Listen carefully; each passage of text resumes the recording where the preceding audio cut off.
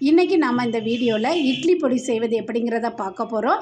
அதுக்கு தேவையான பொருட்கள்: கருப்பு காணம் 100 கிராம், வெள்ளை காணம் 100 கிராம், கடலைப்பருப்பு 100 கிராம், பச்சை பயிறு 100 கிராம், வெள்ளை உளுந்து 100 கிராம், 2 ஸ்பூன் எள்ளு, 3 வத்தல். நான் வத்தல் 3 தான் சேர்த்துருக்கேன். நீங்கள் உங்களுடைய காரத்துக்கு தகுந்த மாதிரி சேர்த்துக்கோங்க. இப்போ எல்லா பொருட்களையுமே நம்ம தனித்தனியாக வறுத்து எடுத்துக்கலாம். எல்லா பொருட்களையும் ஒன்றா சேர்த்து வறுக்கக்கூடாது. ஏன்னா ஒரு பொருள் வறுபடும், ஒரு பொருள் வறுபடாமடி போகும். அதனால் இப்படி தனித்தனியாக எண்ணெய் சேர்க்காமல் வறுத்து எடுத்துக்கோங்க. இதில் எண்ணெய் சேர்க்காமல் வறுக்கிறதுனால காம்பல் வடை வராது. 3 மாதத்துக்கு நம்ம வச்சு யூஸ் பண்ணிக்கிடலாம். இந்த பொடி இட்லி தோசைக்கு மட்டுமல்லாங்க, சாதத்துக்கூடையும் போட்டு பிசைஞ்சு சாப்பிட்றதுக்கு நல்ல அருமையாக இருக்கும். ஏன்னா இதில் 5 வகையான பருப்புகளையும் நம்ம சேர்த்து இருக்கிறோம்.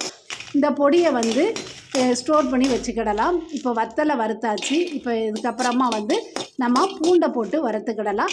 பூண்டு வறுத்ததுக்கப்புறமா நம்ம புளியும் போட்டு வறுத்து எடுத்துக்கிடலாம்.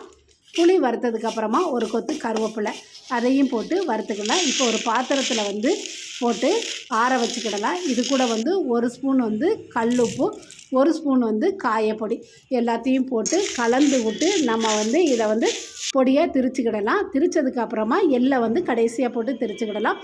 சுவையான இட்லி பொடி ரெடி ஆகிட்டுருங்க.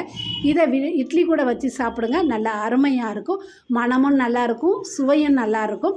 கண்டிப்பாக நீங்களும் இந்த மாதிரி ரெசிபியை நீங்கள் செய்து பாருங்கள். இந்த வீடியோ பிடிச்சிருந்தா லைக் பண்ணுங்கள், ஷேர் பண்ணுங்கள்.